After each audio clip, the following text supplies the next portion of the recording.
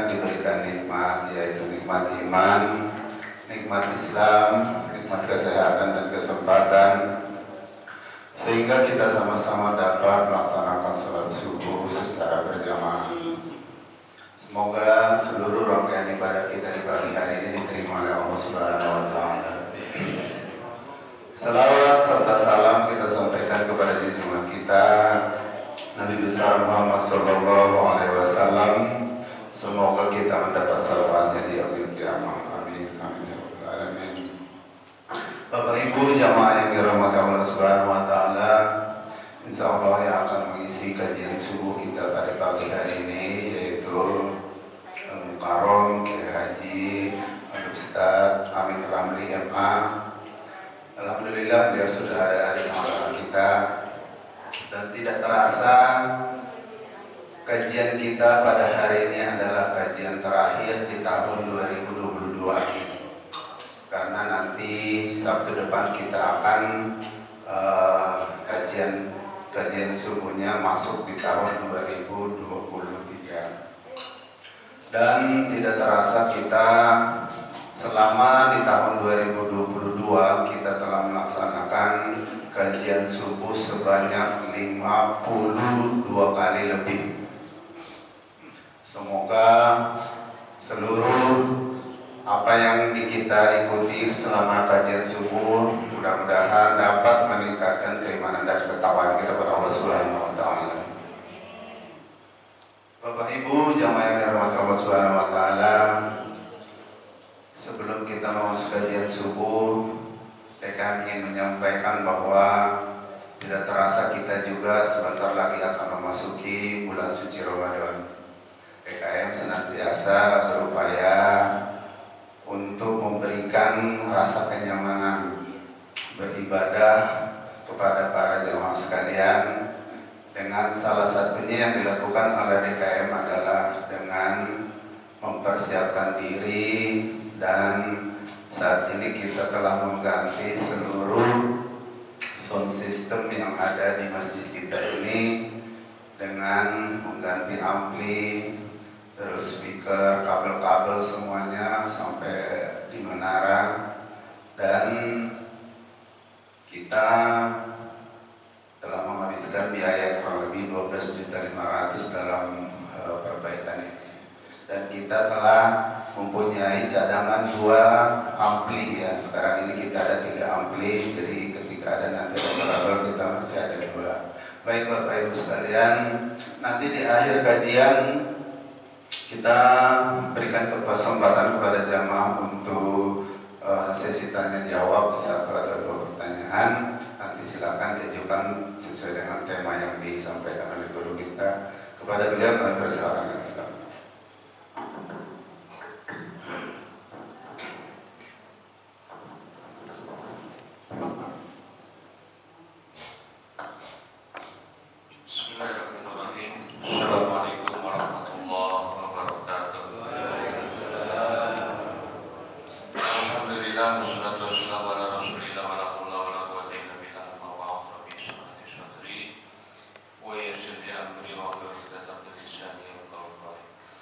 Bismillahirrahmanirrahim. Allahumma alimna ma yanfa'una wanfa'na bima 'allamtana wajidna ilman walhamdulillahi ala kulli hal.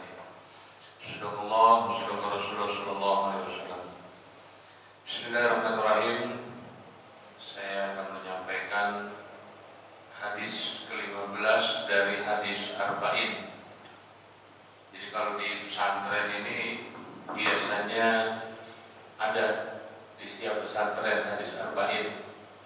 Hadis Arba'in artinya hadis yang 40 hadis, di mana Rasulullah pernah bersabda bahwa barang siapa yang menghafal, hafadho menghafal, memelihara, artinya diamalkan 40 hadis ini, dijamin masuk surga, dijamin masuk surga. Makanya boleh tuh di sini Pak Ketua buka hadis Arba'in. Jadi supaya tahu dari pertama sampai 40 hadis apa aja tuh. Karena itu jaminan masuk surga. Ada hadis begitu. Hafal, melaksanakan hadis arba'in yang 40 ini dijamin masuk surga. Ini saya akan bacakan hadis yang ke-15 dari Imam An-Nawawi. Imam Nawawi ini Al-Bantani, orang Banten, jadi guru besar di Mekah.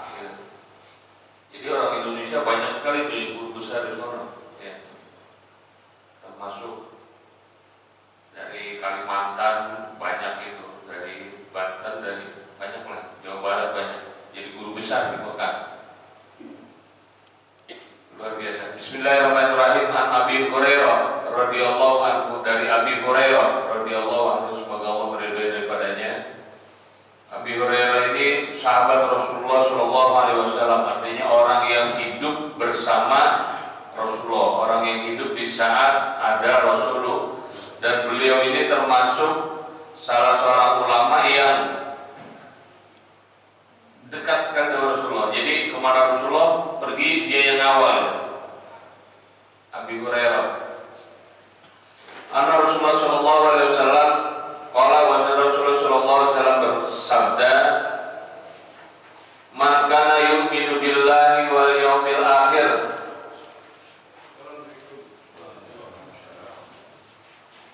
barang siapa beriman kepada Allah dan hari akhir. Jadi banyak kita ngaku beriman, iman, percaya sama Allah, kiamat percaya, nanti ada kiamat, percaya ada akhirat. Tidak cukup.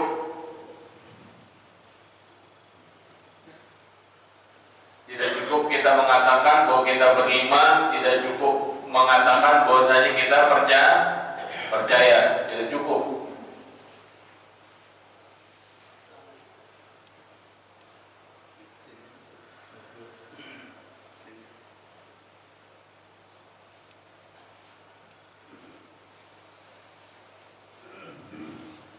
Ada 3 kata Nabi. Kalau dia mengaku beriman, 3 ini ada gak sama dia? Di antaranya, yang pertama, man kana yu'minu billahi wal yawmil akhir, barang siapa mengaku beriman kepada Allah dan hari akhir, falyaqul khairan aw liyasmut. Orang tersebut akan selalu berbicara dengan kata-kata yang baik, dengan kata-kata yang santun, dengan kata-kata yang lemah lembut, auliyasmut, atau diam. Jadi ketimbang nggak bisa ngomong baik, ketimbang nggak bisa ngomong yang santun, ketimbang nggak bisa ngomong yang lemah lembut, mendingan diam. Ini jangan sembarangan ucapan. Kenapa ada pepatah Arab mengatakan waqad yurja rijal hisayfi bur'un wala bur'un lima jarah lisan. Kalau pedang melukai tubuh, ada harapan sembuh. Banyak rumah sakitnya, ya. Banyak kliniknya berobat. Tapi kalau bahasa melukai hati, waduh, nggak ada rumah sakitnya itu. Keingetan mulu, sakit hati gua, biasa gitu. Orang Bekasi gitu Pak ya, sakit hati gua inget banget ya, sampai mati gua inget banget tuh. Kalau kita omongan orang tuh yang nyakitin, kadang-kadang nggak berasa tuh. Kayak kalau orang Medan bilang lidah tidak bertulang, apa tulang saja. Empuk, ngomongnya enak, bisa bersilat lidah, lidah bisa bolak-balik. Hati-hati. Makanya kata Rasulullah, kalau nggak bisa bicara baik, udah diam aja dah. Ini kan negara kacau, negara amburadul, gara-gara apa? Kagak ngerti pada ngomong,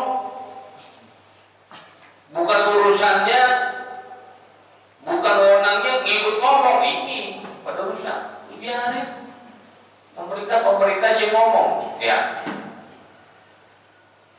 Ikut jelasin masalah gua. Kalau kagak ngerti jangan. Kenapa? Berabe urusannya. Dan jangan kita anggap remeh omongan itu. Ya. Kita sholat, ada yang namanya rukun qauli. Ya, sholat itu rukunnya 3, rukun fi'li, rukun qauli, rukun qalbi. Sholat tuh ada 3 rukun. Rukun qauli itu artinya diucapkan, ucapan, tapi wajib. Misalnya apa? Takbiratul ihram wajib, Allah harus diucap. Kalau nggak ucap nggak sah sholatnya. Angkat tangan doang, ya. Atau di hati Allahu Akbarnya nggak sah, karena rukunnya qauli. Fatihah juga rukun qauli. Wudu dibaca, kalau di hati nggak sah sholatnya. Ya, karena di sini kata lu malam yaqra bi fatihatil kitab, ya la sholat man lam yaqra bi fatihah. Tidak termasuk sholat orang yang tidak membaca. Yang namanya baca itu jadi lafalkan. Ya sah, baca Fatihah itu rukun qauli. Tasyahud akhir, tahiyat akhir itu juga rukun qauli. Jadi ada ucapan itu yang menjadi kewajiban. Jadi jangan kita remehkan omongan itu. Makanya Rasulullah sampai wanti-wanti, hati-hati ngomong, hati-hati ngomong.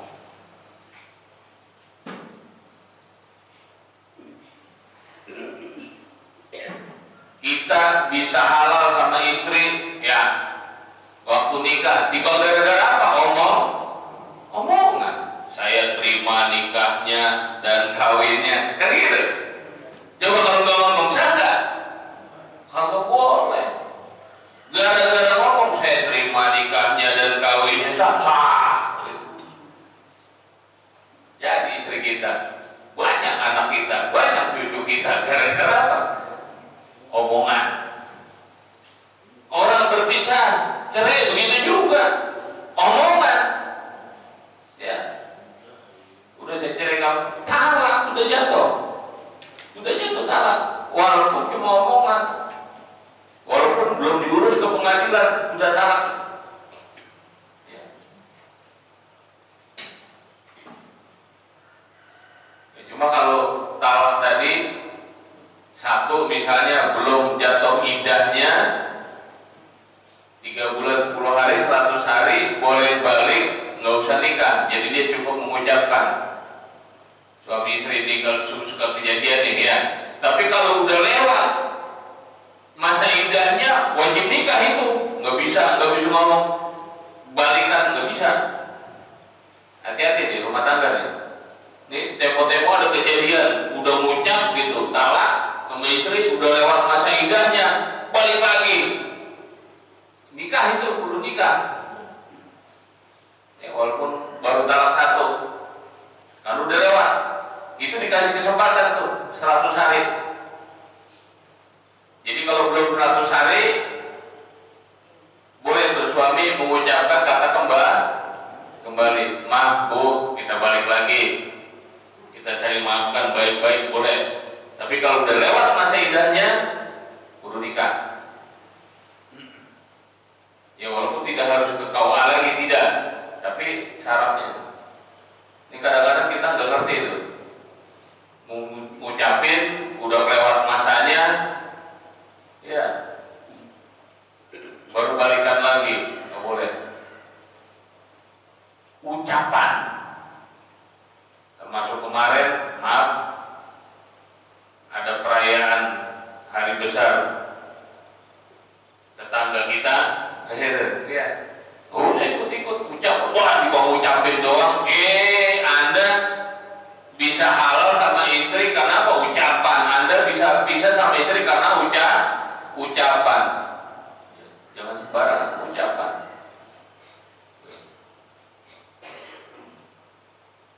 Jadi nggak boleh. Waliyakul khairan au liyakul bisa jangan. Dan teori dalam Islam. Orang kalau sering bicara yang tidak baik, orang kalau sering berbahasa yang tidak santun, orang yang kalau sering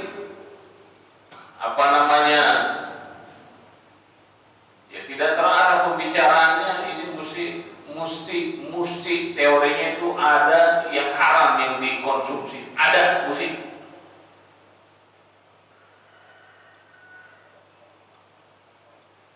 Kenapa? Makanan ini sumber energi. Makanya thalabul halal fardhatun 'ala kulli muslimin wal muslimat. Mencari makan minum yang halal itu hukumnya wajib. Jadi jangan pernah mencoba sesuatu yang haram walaupun sedikit. Ini kan kadang-kadang kita ya yang penting dapat besok taubat. Besok minta ampun, nggak bisa. Barang yang haram dikemanain juga salah kalau kita ngerti mereka nggak mau. Diapain aja salah, dimakan jadi bara api, kita sedekahin nggak ada pahalanya, jadi mudor, itu nggak ada semudahnya. Dan ketika kita makan minum barang-barang yang haram, maka energi yang dikeluarkan energi haram.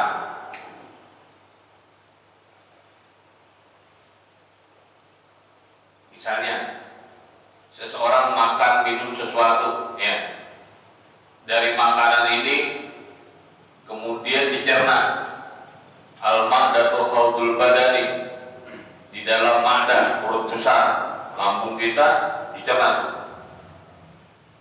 Nanti intinya disimpan di dalam tulang sumsum laki-laki dan tulang dada perempuan, itu dinamakan sperma. Ya. Laqad khalaqnal insana min sulalatin min tin, kata Allah. Saripati diambil dari makanan kita. Saripatinya itu yang paling inti. Jadi kalau kita makan makanan yang tidak halal,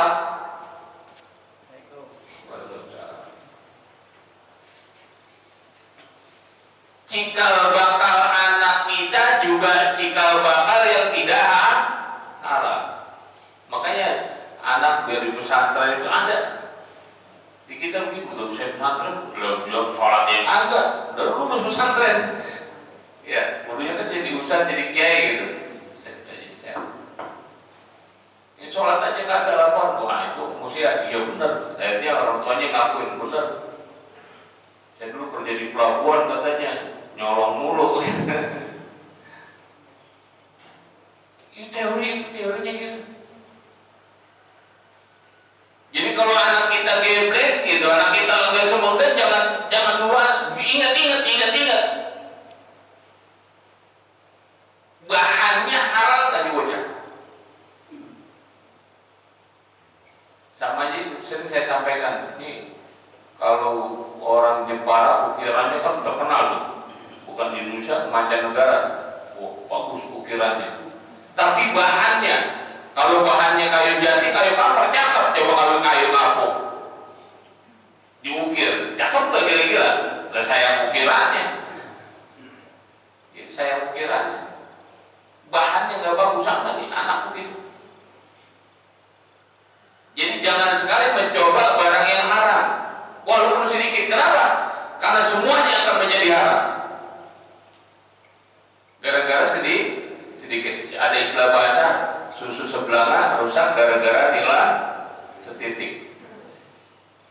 Ini sering, maaf ya, Bu, beli bawang, beli cabai, nyomot minta tambahin, nggak ngomong nyomotnya tambahin, masukin ke situ, haram tuh. Yang semuanya yang banyak jadi haram.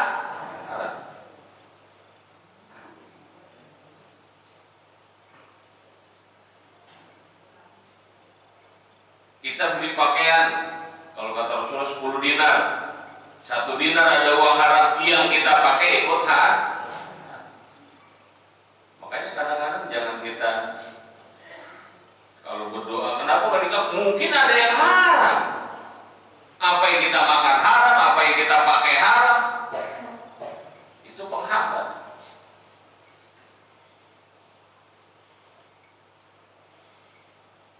Nah, saripatinya yang kedua tadi intinya ya menjadi cikal bakal anak-anak kita. Kemudian yang kedua saripatinya berupa energi dikirim ke seluruh tubuh melalui urat darah. Dikirim tuh. Ya, makanya orang kalau udah sarapan seger gitu ya. Kirim ke mata energinya, dikirim ke otak buat berpikir, dikirim ke kuping dengarnya bagus ya, dikirim ke mulut bahasanya, dikirim ke tangan ke kaki. Kalau energinya yang halal, yang baik, dikirim ke otak, otaknya akan selalu berpikir tentang yang positif, yang baik. Dikirim ke mata, matanya mau melihat yang baik. Dikirim ke kuping, kupingnya mendengar yang baik. Dikirim ke tangan, tangannya mau melakukan yang baik. Dikirim ke kaki, kakinya mau berjalan ke tempat yang baik. Tapi kalau yang dikonsumsi sesuatu yang haram, wah berat itu. Ke masjid berat, ya, mau sholat berat. Kenapa kadang-kadang orang ini sering ada bahasa, ya mendingan suruh mikul semen satu sampai pada suruh sholat. Kenapa? Berat. Itu gara-gara di situ, gara-gara itu ada yang haram. Jadi makanya mencari halal itu hukumnya wajib.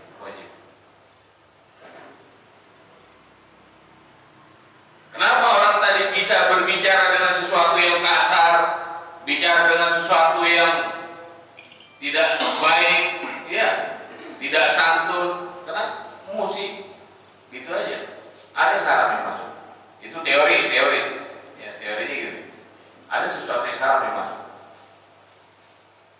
Kalau tidak.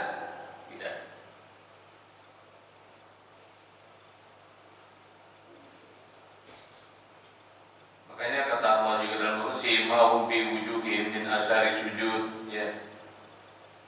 Dalam wajahnya itu tergambar bekas-bekas dari orang yang biasa sujud, bukan berarti, maaf, yang jidatnya hitam, bukan, yang dimaksud itu bukan jidat, tapi wajahnya bekas orang-orang sujud. Artinya orang yang sujud itu wajahnya kelihatan ajer, wajahnya dipandangnya adem, dilihatnya enak. Ada kan orang yang dilihatnya serem ya, kita melihatnya kalau berani romannya, ya melihat mukanya gak berani, padahal kalau dia pengen melihat kita juga, masya Allah ada rasa begitu. Nah itu nggak ada bekas sujud yang begitu. Tapi kalau orang bekas sujud biar enak, dipandangnya enak, dilihatnya enak, musik gitu. Jadi ini teorinya gitu.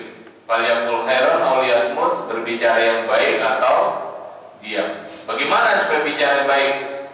Ya banyak faktor. Pertama dari makanan, kedua dari pergaulan, ketiga dari pendidikan. Banyak faktor. Tapi ya memang harus begitu, yang baik.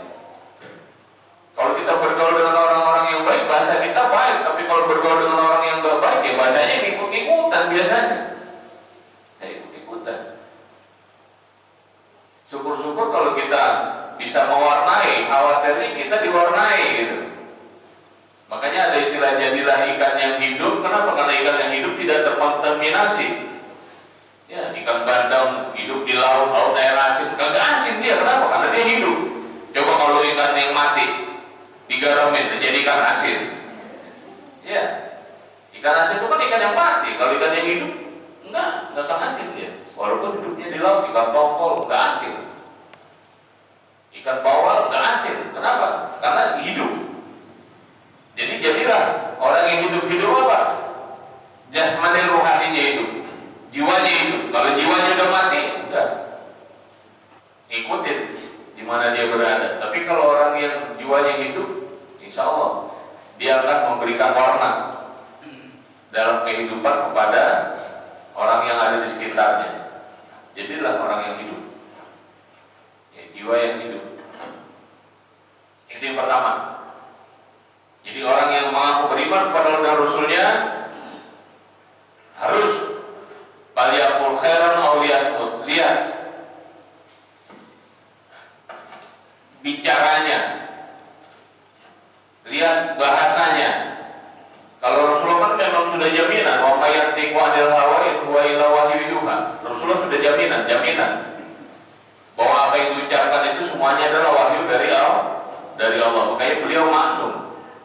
dan terpelihara dari segala berbagai macam dosa.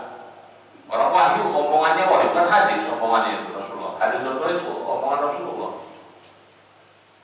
Jadi omongannya itu apa yang diomongin itu apa yang disuruh sama Allah gitu. Kasarnya di bahasa kita wahyu tadi yang disuruh. Allah suruh ngomong gini, dia ngomong gitu. Dan bagaimana salah orang Allah yang nyuruh? Ya. Kelakuannya, perbuatannya semuanya apa yang diperintah oleh Allah. Itu Rasulullah. Kalau kita kan lebih banyak nafsunya, ya. Karena nafsu itu identik dengan setan, ya. Sifat nafsu itu sifat setan, dan nafsu itu membutakan akal. Akal ketutup.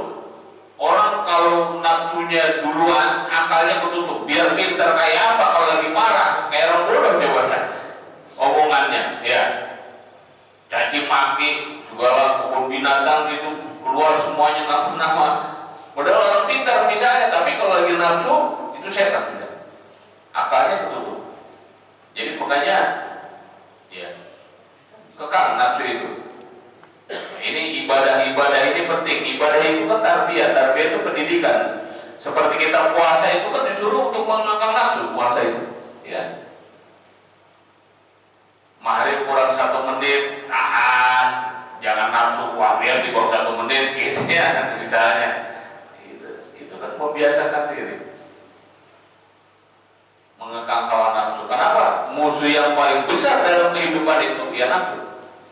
Dulu pernah Rasulullah sahabat itu selesai perang Badar, perang terbesar dalam sejarah Islam, pulang sahabat pada ngomong, wah kita baru saja selesai dari perang yang maha dahsyat, perang yang maha besar. Rasulullah bilang, bukan, itu tidak besar perang itu. Kenapa? Justru kita dari perang yang kecil menuju perang yang besar. Apa? Nih, perang melawan hawa nafsu. Yang paling susah itu. Kenapa? Kalau perang itu ketahuan musuhnya kan, ya. Musuhnya ketahuan, pihak kita ke pihak musuh gitu, ketahuan. Kalau hawa nafsu itu ketahuan, nggak berasa. Bahwa kita sudah mengikuti khutuwati setan, jejak langkah setan kita ikuti, nggak berasa. Nah, itu hati-hati. Makanya banyak faktor tadi yang harus kita jalani dalam kehidupan ini, banyak kita jalani. Supaya kenapa? Itu arahnya benar, tidak keluar dari rel-rel agama Islam. Sudah.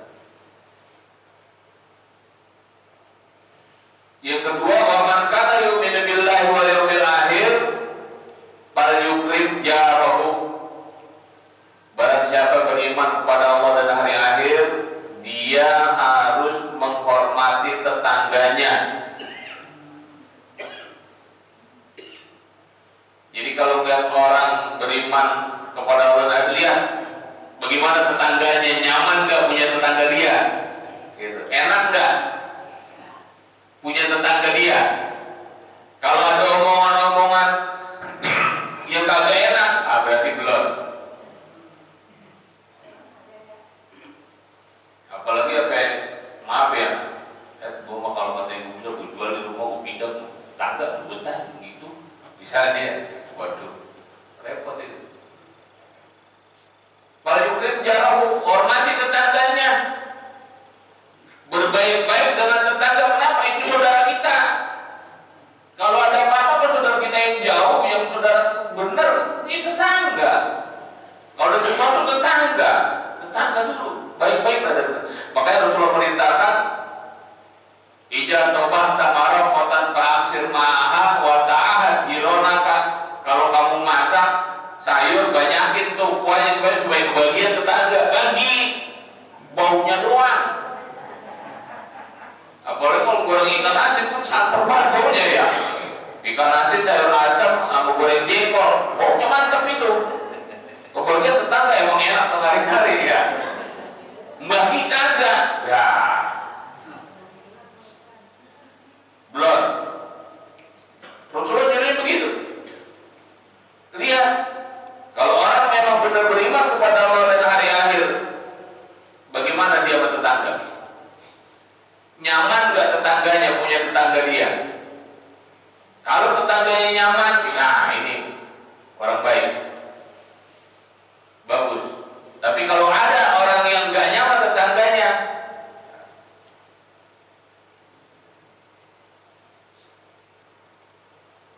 harus baik. Dan bahkan hak-hak terhadap tetangga itu, kalau kita bawa makanan, ya bawa oleh-oleh, bagi tetangga, ya walaupun ada dikit misalnya, terutama yang kelihatan pintu kita, samping kiri kanan depan itu melihat tuh, kita nenteng gitu loh, kita jalan nenteng ngelihat dia, itu yang melihat itu bagi. Kalau yang rada jauh kagak ngelihat kita nentengnya, biarin dah, misalnya, karena nggak ada lagi, kecuali mau banyak bawahnya, ya. Kalau misalnya teramat sedikit, misalnya, ya dibang cukup buat keluarga atau buat keluarganya juga masih kurang, anak kita tahan. Artinya jangan sampai bawa makanan itu keluar, gitu loh.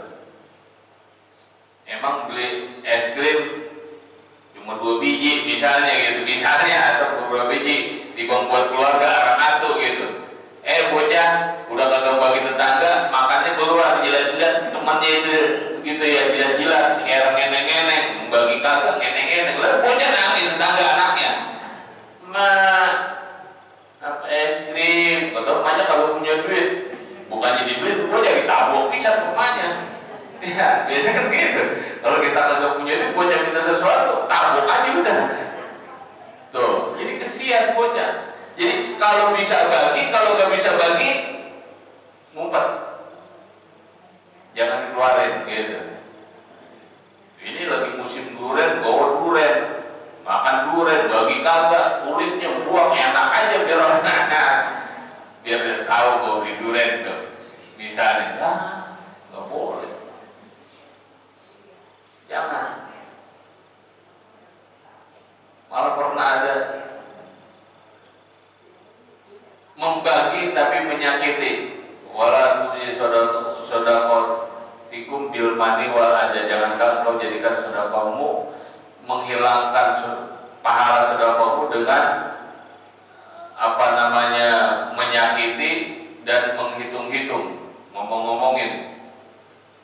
Jangan. Ini ada orang sodako, maaf ya, pernah kejadian, saya pernah ngalami, tapi lama sekali, tahun 80-an itu. Jadi tetangga beli duren, Pak Ketua, itu kita dibagi bijinya, kurang ajar itu. Enak katanya direbus ini begitu, durennya lewat-lewatin, dijilat-jilatin, bijinya dibagi. Jangan kalau berbisa mah. Walaupun ya, kita makan durennya kita makan, bijinya kita bagi tetangga, enak itu direbus itu, kan menghina itu, ya, jangan, gitu. Kalau kita bawa nangka, makan nangka, bijinya bagi buat nyayur itu enak, lah, 2 bijinya doang, jangan, bagi isinya, gitu. Ya, misalnya gitu. Jadi lihat baiknya seorang, lihat bagaimana hubungan dia dengan tetangganya. Kalau hubungan tetangganya baik, insya Allah dia termasuk orang yang beriman pada Allah dan beriman kepada hari akhir. Jadi gak gampang Pak baikkan sama tetangga. Karena apa? Ini kita belum ngikutin apa yang Allah ajarkan. Ya. Wahsin kama ahsanallahu ilaik. Berbuat baik itu sebagaimana Allah berbuat baik kepada umatnya, kepada hambanya. Allah dalam berbuat baik tidak pandang bulu, lu mau sholat mau enggak, ya kalau kita dikasih, kan gitu. Lu mau ibadah mau dikasih, mau sujud mau dikasih. Kalau kita kan enggak, ya. Orang yang baik sama kita aja kita kasih, yang kira-kira enggak nurut sama kita enggak kasih. Ya biar kata lu susah, rasain lu susah lu. Begitu. Tetangga jual kiri makanan ya, sama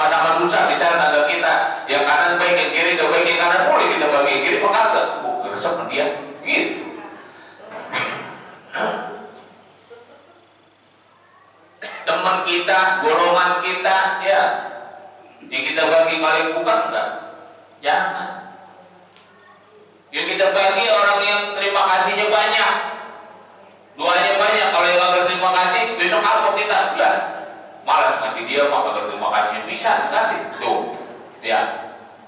Kan kita harusnya begitu, ngasih 40.000, doanya banyak banget, besok doain, panjang apa doanya? Dulu seperti begitu tuh. Kalau kita kasih, kalau ada doanya, besok kita, ya udah kasih lagi dan udah. Padahal apa? Justru dengan terima kasih itu pahala kita khawatir hilang. Oh, kita udah dapat pahala dari Allah, ngapain kita terima kasih? Betul nggak? Kita kasih nih kepada siapapun, dapat pahala nggak? Dapat, udah dicatat sama malaikat, pahala langsung dari Allah. Ngapain terima kasih dari dia? Ketika kita mengharapkan terima kasih itu, pahalanya dicabut. Kenapa saudari ya? Karena kita mengharapkan bukan keridhaan Allah. Kita mengharapkan terima kasih, kita mengharapkan pujian, kita mengharapkan apa namanya? Yang gula-gulin baru udah. Jangan. Lu mau terima kasih, mau kagak? Emang kelihatannya dia orang perlu, kasih aja udah. Ya. Malah saya, alhamdulillah kalau sedekah itu saya ajarkan gitu. Kasih doanya banyak, jangan panjang-panjang doanya. Kenapa? Allah udah sama malaikat tuh berdoain, makhluk-makhluk semuanya udah berdoain. Jangan panjang-panjang doain aja, besok saya kemari lagi. Itu aja udah. Oh, siapa? Ya, doain panjang lebar. Allah dan malaikatnya yang doain. Apakah bagus itu? Doa manusia sedunia sama doa Allah dan malaikatnya bagusan mana? Iya kan? Jadi gak usah. Ini kadang-kadang kita senang kalau kita kasih 10.000, doanya panjang banget, kita dengerin terus. Malah kadang-kadang yang belum disebut kita sebutin doain supaya doain supaya jangan. Semua keinginan kita dikabul oleh Allah. Karena doa itu, sedekah itu tanpa bala, ya, menghilangkan bala. Jadi jangan. Kalau perlu, yang kagak terima kasih besok bagi lagi. Terus jangan bagi supaya sampai dia terima kasih kan?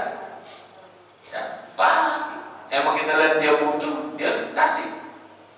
Jangan mengharapkan terima kasih, jangan. Nanti pahala kita hilang. Kenapa? Karena mengharapkan terima kasih. Ria. Terus kita pengennya keridhaan Allah. Sudah. Allah saja yang balas. Ya. Dan balasan Allah itu jauh lebih baik daripada balasan manusia siapapun. Jauh lebih baik. Ya, kita kadang-kadang begitu. Teorinya gitu ya. Kalau ada terima kasih banyak, besok kita senang, kita bagi lagi. Kurasa kok dia doanya banyak banget. Gitu. Nggak orang dah malas ngasih dia dan apa? Kalau syukurnya, kalau terima kasihnya, itu urusan dia sama Allah, kan gitu. Tapi ketika kita memberikan urusan kita sama Allah, dapat pahala dari Allah, dapat kebaikan dari Allah, ngapain kita terima kasih gitu. Harusnya kan gitu. Tapi kebanyakan kita ya itu tadi. Kalau kita ada terima kasih, besok udah kapok tak kasih dia. Kalau terima kasihnya bisa dikasih.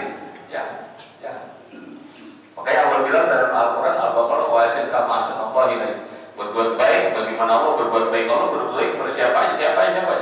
Rahman itu diberikan, tapi Rahim, kata Rahim itu untuk kebaikan akhirat. Rahman itu diberikan kepada semua. Makhluk-makhluk Allah, wa ma min dabbatin illa 'alallahi rizquha.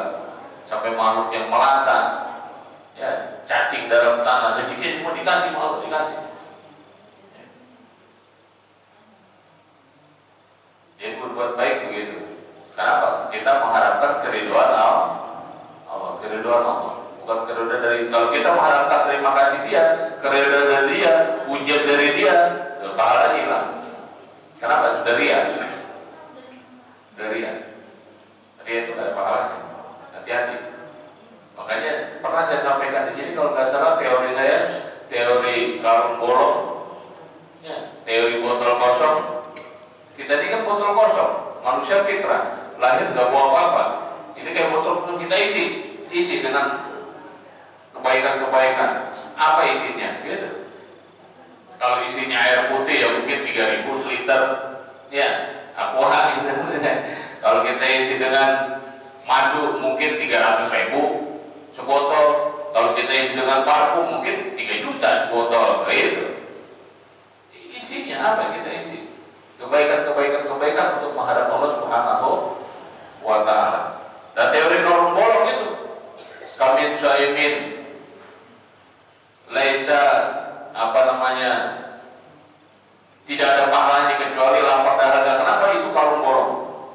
Jadi banyak nanti orang yang beramal begitu di akhirat, kok pahalanya kagak ada ini? Nah itu.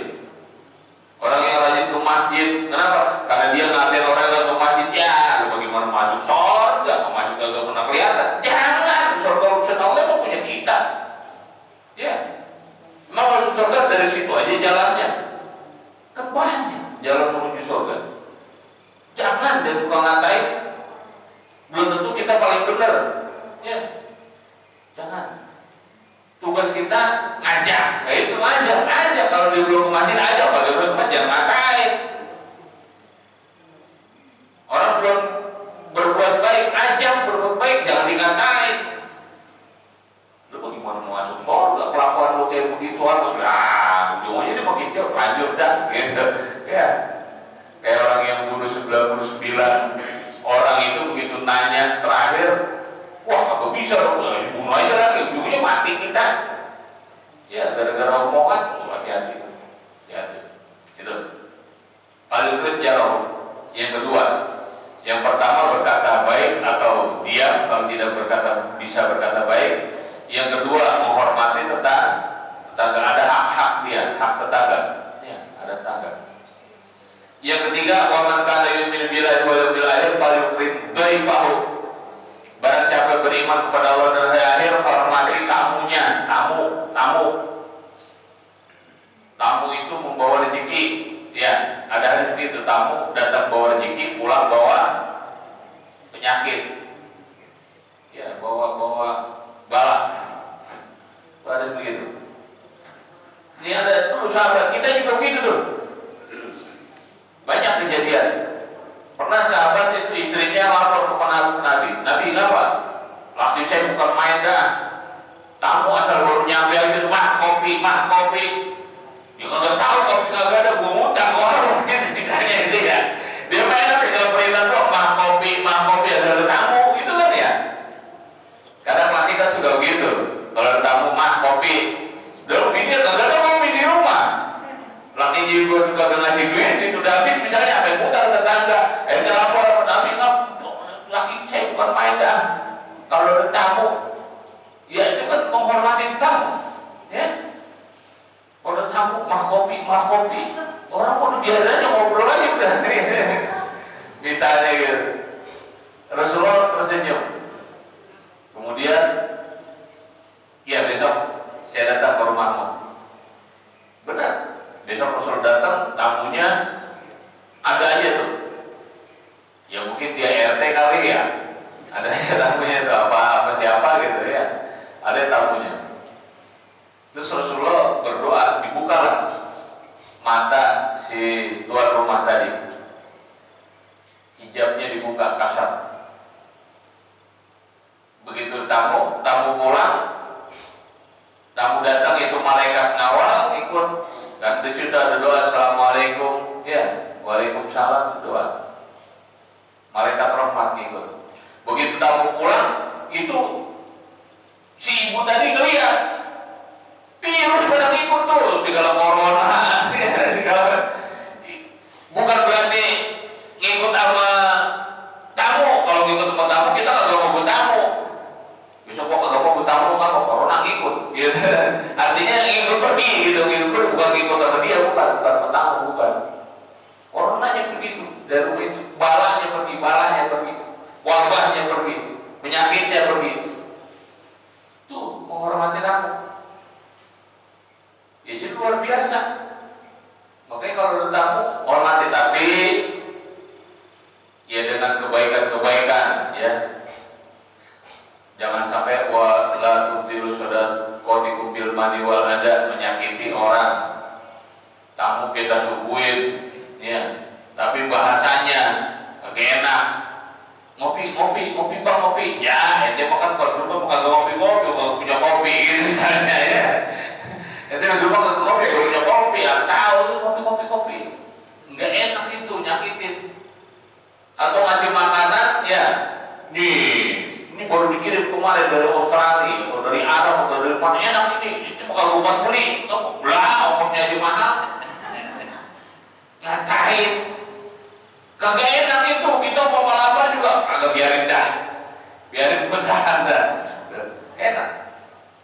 Tapi kalau bahasanya baik, bahasanya santun, familiar, penuh kekeluargaan, ya ramah tamah, enak gak kita? Biar katanya kopi pahit sama singkong rebus misalnya, tak begitu. Sama kue cucur bahasanya enak, ayo bareng-bareng. Ya segar itu bareng-bareng. Ya. Kita juga enak makannya. Ya, ngopinya, nyeruputnya itu seru, enak bahasanya. Kenapa? Tuan rumahnya baik, familiar, bahasanya santun, enak. Gitu Pak. Jadi kembali lagi tuh, Falyaqul khairan aw liyasmut. Semuanya berkaitan. Sama seperti Al-Quran saya sampaikan. Kalau kita pahami Al-Quran itu dari A sampai Z itu berhubungan. Gak ada yang berdiri sendiri, gak ada. Semuanya berhubungan. Ya. Itu jadi hormati tamu. Menghormati tamu itu ciri orang yang beriman kepada Allah dan hari akhir. Hormati tamu. Ya. Bahasa yang santun, suguhkan. Malah kalau perlu begitu, kalau ada tamu, alhamdulillah dia datang, ambil ayam, potong ayam. Jangan pulang dulu kapan potong ayam gitu. Bukan potong ayam buat dagang, bukan ya. Masih buat menghormati tamu, makan. Tapi tamu pun juga sama, harus paham sama tuan rumah. Kadang-kadang kan ada juga orang yang saking pengen menghormati tamu, diada-adain gitu. Ya kagak ada sama tadi, nggak ada kopi, ya utang-utang ke warung misalnya buat nyeduin tamu kopi gitu. Tamunya harus paham juga. Begitu ditawarin makan, bahasanya enak banget gitu. Tuan rumah bahasanya baik, bagus emang. Diajak makan apa? Ada pecah udah enak banget ini gitu. Ya, dipakai apa namanya petek gitu ya. Apa jagung gitu. Ya macam-macam benar gitu kan tadi ya. Mantap banget itu Pak, kata dari misalnya makan. Pucang udah enak banget ini. Karena bahasanya baik ya, mau dan kita makan gitu. Tapi pahami orang ini statusnya apa kira-kira gitu. Kalau dia memang orang ada, ya silakan. Tapi kalau memang dia orang kagak ada, biar ngerti. Pernah kejadian begitu, ditawarin makan bahasanya baik, akhirnya makan dia. Berdua nih, anak istrinya udah ngikut. Karena ini bapak-bapak mau pernah makan gitu. Dulu makan, anaknya bininya ngintip dedalnya apa? Mudah-mudahan kagak habisnya ya, harus dia belum makan. Mudah-mudahan kagak habis ya, kamu biarin aja. Kagak, kamu juga ngerti kagak bakal habis. Ya mudah-mudahan ini belum makannya. Mana anaknya juga doyan banget itu kuda, ya. Misalnya gitu, goreng kuda doyan banget. Tamunya mentang-mentang bahasanya baik, makan centong banget makannya. Ya, kata tuan rumah ini, ayo nambah gitu kan misalnya. Ya jangan kita mentang-mentang suruh nambah terus nambah gitu. Anaknya di dalam apa yang ngomong Pak Haji? Ya apa? Mudah-mudahan kagak dibalik. Begitu, paham? Ya mudah-mudahan kagak dibalik karena perda cuma satu. Kalau dimakan atasnya dua kan pasti ada bawahnya.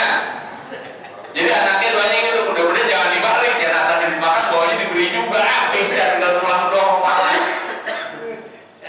Itu di dalam punya begitu umum-umumnya. Mudah-mudahan gak dibalik ya. Iya, kan atasnya doang. Mudah-mudahan dibalik pisan. Ya dibalik, katanya dibalik tuh. Jangan sampai begitu. Coba di dalam kita kan nggak tahu di dalam. Lagi berdoa, mudah-mudahan kalau dibalik, mudah-mudahan dibalik pisan sama kita. Ya nangis sebocah juga. Jadi kita ini gue mesti paham, biar katanya tuan rumah aja, tuan rumah baik, gue ngerti, lihat situasi, itu lihat situasinya. Kalau bang gua kelihatannya Pak Haji Mardani mah nanti bang peda itu mah agak kacik sama dia gitu ya. Kalau perlu kita bungkus pulangnya, misalnya, boleh itu mah. Ya, karena nanti bang peda itu kagak dipikirin sama dia. Lah kalau itu orang susah, emang peda itu buat dia makan, dan kita balik. Lalu makan dia, jadi bawa keluar doang. Ya kesian gitu. Itu jadi kudu ngerti tamunya juga. Walaupun tuan rumahnya karena dia ingin menghormati tamu, dia berbuat baik, tapi tamunya juga kudu ngerti gitu. Sama kalau ditawarin gitu, tawarin mau panas, mau dingin, mau kopi apa, jangan usah repot-repot. Begitu bahasanya, walaupun kita pengen banget kopi, walaupun kita pengen banget minum, sehari-hari. Jangan mentang-mentang gitu, ya enak nih kopi susu, kata nggak ada, udah dapat tuan rumah. Ya, kalau udah diminta begitu, tuan rumah kan kadang-kadang basa-basi, Pak, mau hormati tamu, kita aja kudu ngerti, itu tamu kudu ngerti. Mentang-mentang tahun panas pendingin, kita udah main aja minta, ya pakai warung, mesen, ya.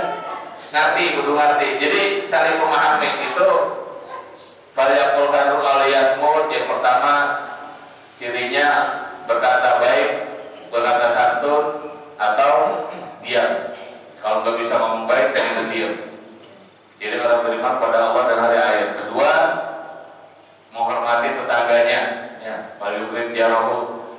Tetangga nyaman nggak? Ada kita di situ, bertetangga sama kita. Kalau dia nyaman, itu orang baik. Gitu.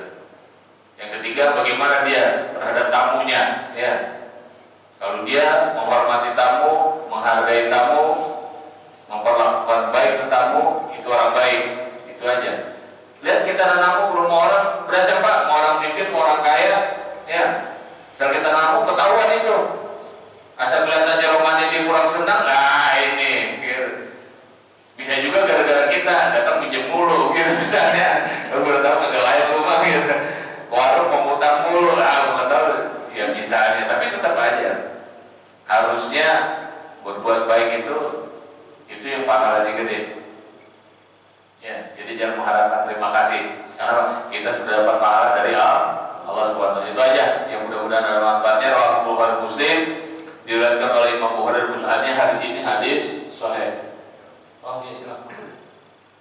Ibu-ibu ada yang mau bertanya sama Pak Ustadz, silakan, atau bapak-bapak?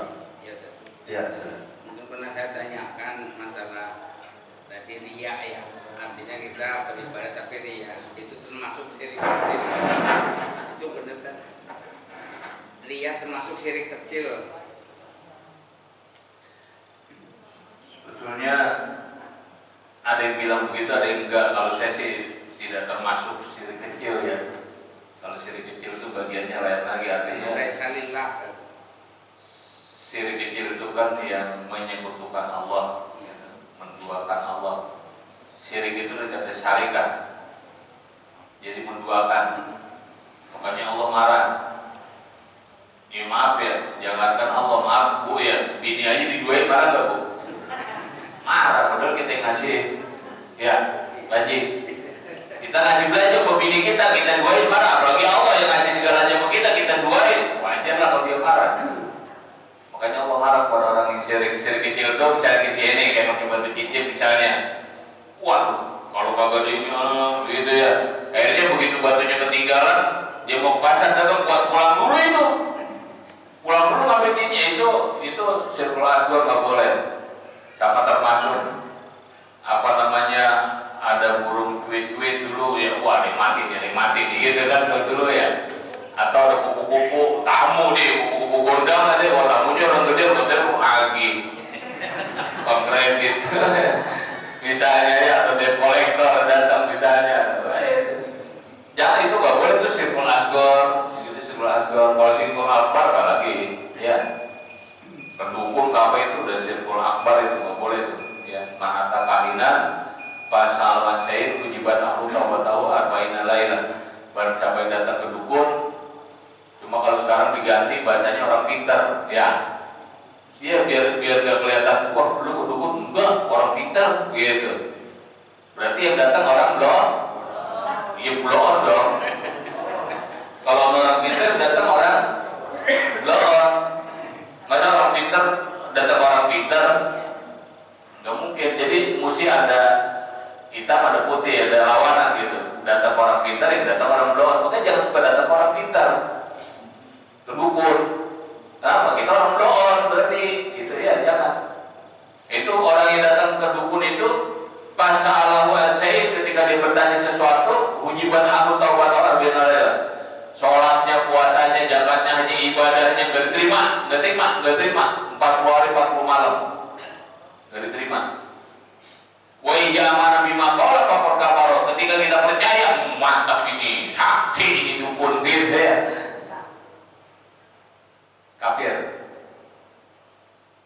syirik, nggak boleh tuh. Ya. Walaupun misalnya ada kejadian begini, banyak orang nanya, Pak, tapi benar kita bukan bantu sono baik, walaupun dia pakai kodam pakai mat, ya, dipikir banyak tuh kayak isi, ya, sedanu, masya banyak tuh, ya. Kita buka aja dah, kita pernah lihat di TV gitu ya. Siti Nabi pada itu masih siapa lagi itu pada begitu tuh. Itu kan baik-baik. Tapi caranya itu kenapa enggak cara yang lain? Di sini juga bisa baik. Kan kita ada kiri ada kanan. Ya. Jalan ke kiri, jalan ke kanan. Jadi suruhnya jalan ke kanan, apapun jalan ke kanan. Di sini semuanya ada, di kanan juga, di kiri juga ada. Tapi di sini kemaksiatan, di sini pahala. Gitu. Makanya ambil kanan aja. Ya. Walaupun beresiko, katakan karena kita belum nemu obatnya mati, akhirnya mati dalam keadaan iman Islam. Itu kita harapkan gitu. Ngapain mati dalam keadaan kemunafikan? Mati dalam murtad kekafiran.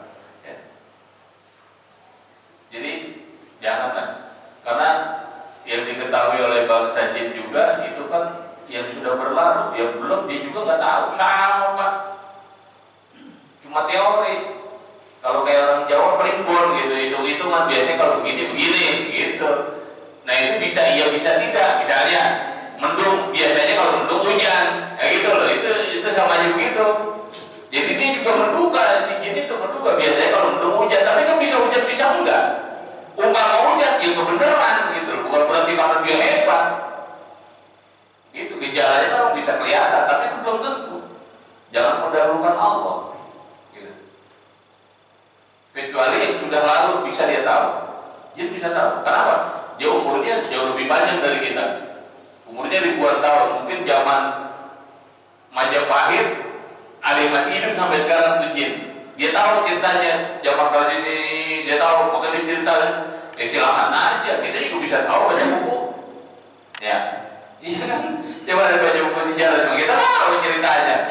Iya, saya pernah ngobrol lah, ada orang tua gitu, laki-laki ngobrol cerita zaman Buya Helmina, duit bolong. Saya tahu dari baca buku, tapi dia bilang baju bukunya tua juga ya katanya begitu.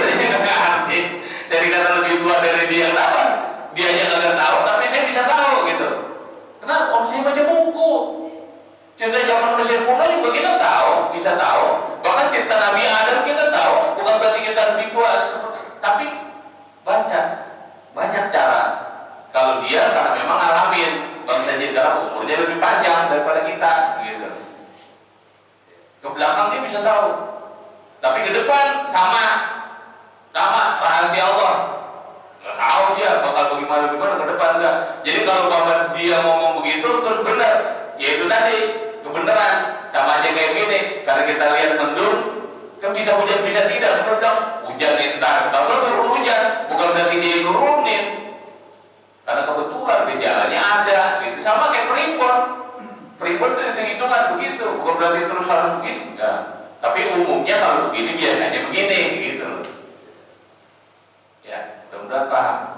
Ya, ada lagi? Oh ya, silakan Ibu. Assalamualaikum warahmatullahi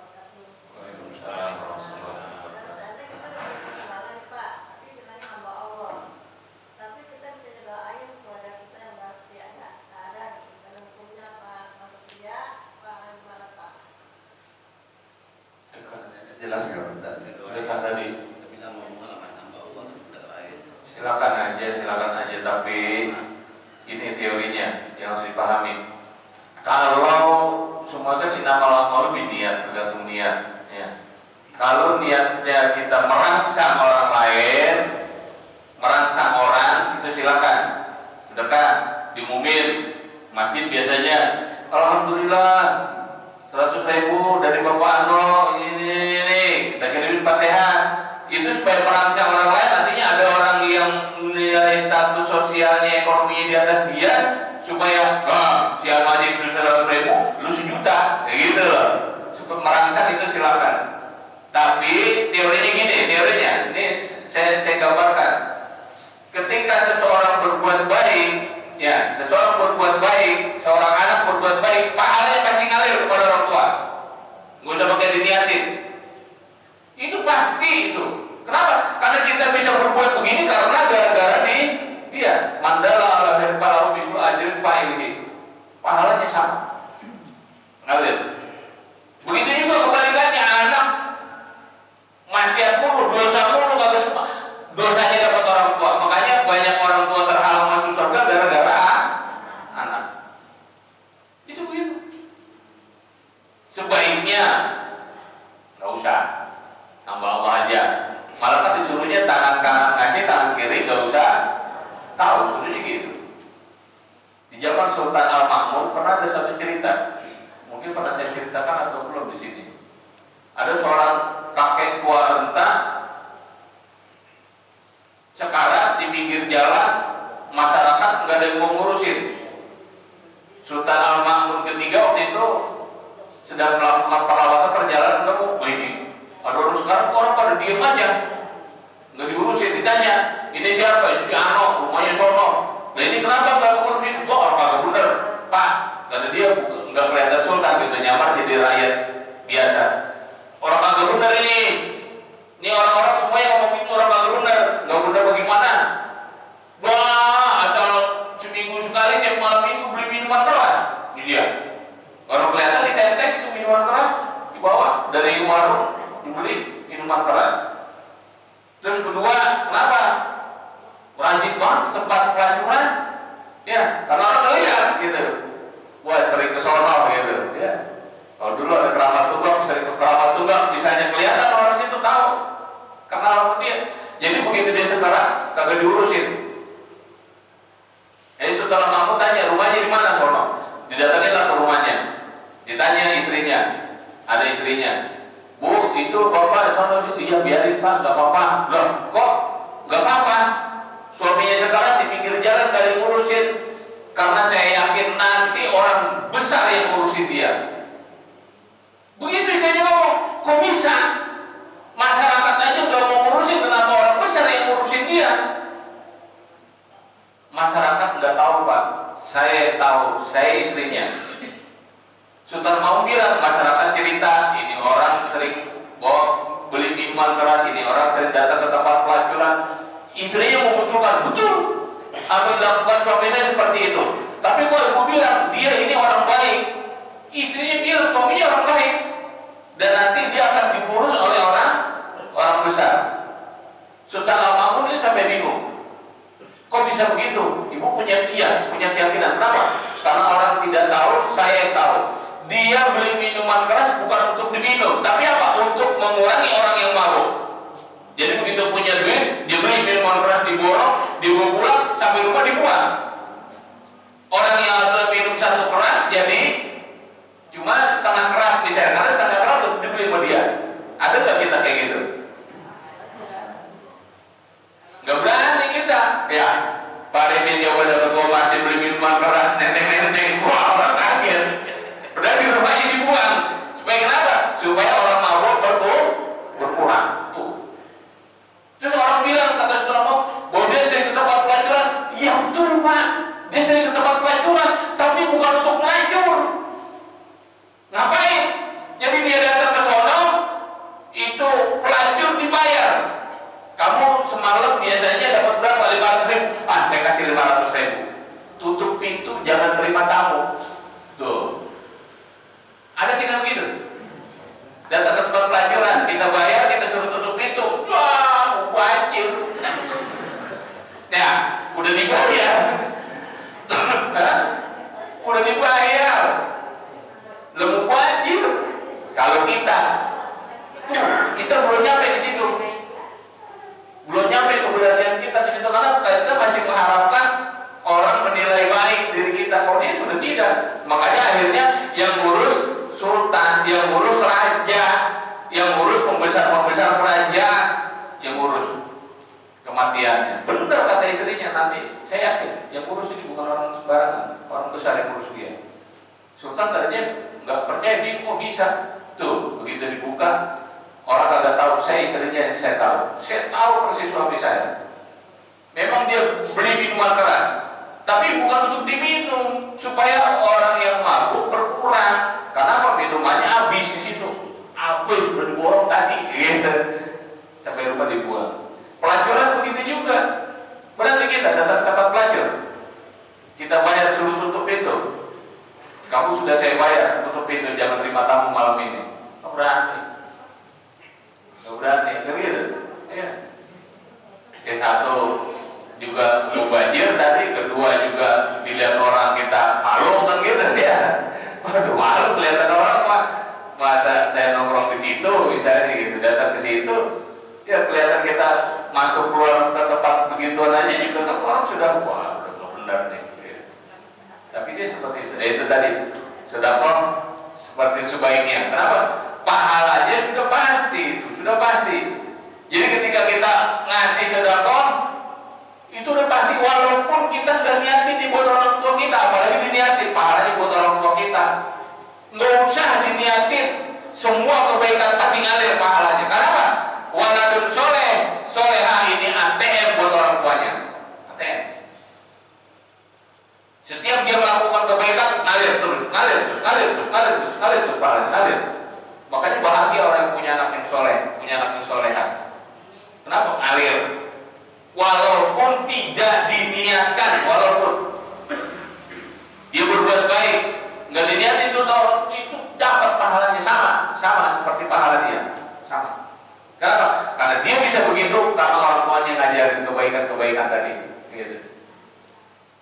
Begitu juga sebaliknya, punya anak yang geblek kagak semoga, itu menghambat kita masuk surga, hati-hati. Ya, makanya anak bukan kuantitasnya tapi kualitasnya. Kualitasnya apa? Soleh, solehah, gitu. Mau banyak, mau berapa aja silakan, yang penting soleh, solehah. Karena itu yang akan menolong kita di alam kubur. Kalau di akhirat enggak. Kan di akhirat masing-masing yaumul lazinu nilai. Ya, hari tidak pertolongan kecuali pertolongan dari Allah, perlindungan dari Allah. Semuanya, karena semuanya sudah mati, nggak ada yang bisa nolong lagi, anak istri semuanya nggak ada yang bisa nolong.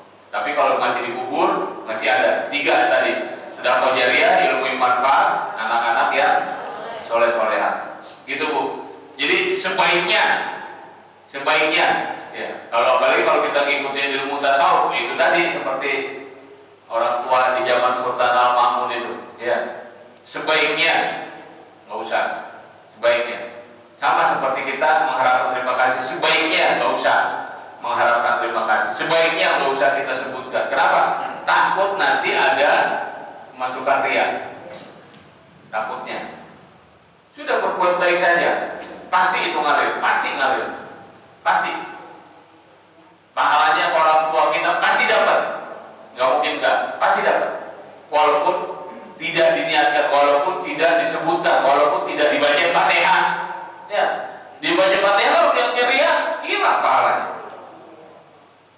Bisa dibaca Fatihah disebutin misalnya, tapi kalau kita niatnya supaya orang tergugah, orang tersentuh hatinya, supaya orang bisa ngikutin, silakan. Tapi bisa nggak? Bisa nggak kita seperti itu? Dia kan kadang-kadang pengen, maaf ya, sohor, pengen kesebut, pengen ditahu orang pada tahu, no, gitu ya, nyumbang, gitu. Ya. Sebaiknya, kalau kata saya sebaiknya nggak usah, karena pahalanya pasti nyampe. Itu ya. Ada lagi Bu, ini agak bagus nih kajian kita. Atau saya mewakili ibu-ibu tadi Pak Ustadz menyampaikan kalau beli bawang 1 kilo misalnya, terus nyomot 1 gitu ya kan, ditambahin ke yang 1 kilo. Yang haram itu ikut yang 1 kilonya atau yang satunya aja yang haram, Pak Ustaz? Semuanya yang 1 kilo itu juga dicampurkan satu itu jadi haram. Sama aja tadi susu sebelahnya rusak gara-gara gelas setitik. Jadi semuanya sebelahnya ikut rusak. Rusak semuanya. Baik, satu lagi nih Pak Ustaz. Kita kan suka bercanda gitu ya, tapi orang yang kita ajak bercanda itu nggak terbiasa bercanda sehingga omongan kita itu menggores hatinya. Nah itu seperti apa, kita nggak ada niatan gitu tadi, seperti apa? Untuk dimira. Itulah bahasa kadang-kadang tadi kan saya bilang lidah tidak bertulang, kita nggak berasa atau orang berasa. Makanya janganlah aulia sebut aja gitu. Iya masih. Iya, jangan bercanda yang kira-kira dengan bahasa yang bisa mengena kepada orang, jangan. Kecuali kita nasihatin orang ya, kayak Ustaz ceramah gitu kan ada yang berasa kena bukan main body sidir. Bukannya nyindir, Ustaz menceramah kan umum. Sama tadi saya menyampaikan pengajian kan umum, tahu ada yang berasa, wah itu gitu, itu misalnya. Ya berarti ada penyakit kita, gitu. Ada penyakit, ada yang kurang bagus, harus diperbaiki gitu. Tapi kalau bicara berdua kemudian nyindir, maksudnya kita mau bercanda, ya mendingan jangan dah. Besok-besok gitu ya. Kali udah biarin. Besok-besok mendingan jangan dah. Jangan nyindir yang bercanda. Takutnya itu tadi takutnya.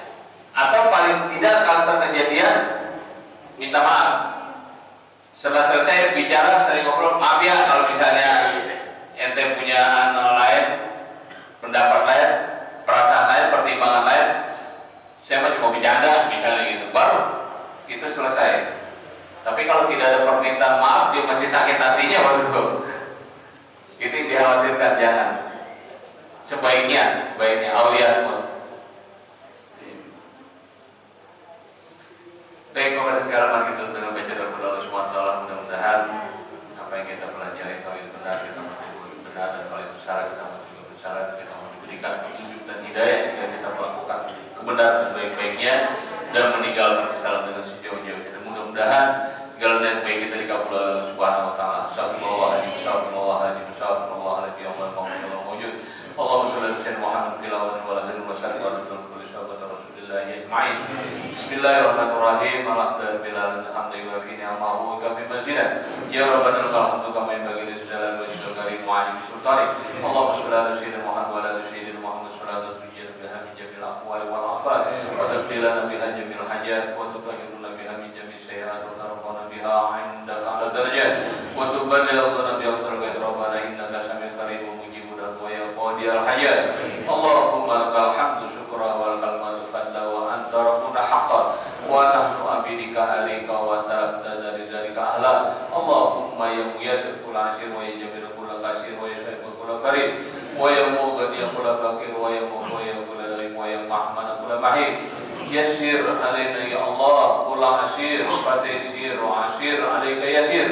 Allahumma ya man la yahtaju ila al-bayan wa tafsir hajatuna ilaika kasir wa ta'alimun biha wa basir. Allahumma arinal haqqa haqqa warzuqna ittiba'ahu wa arinal batila batila warzuqna sinaba.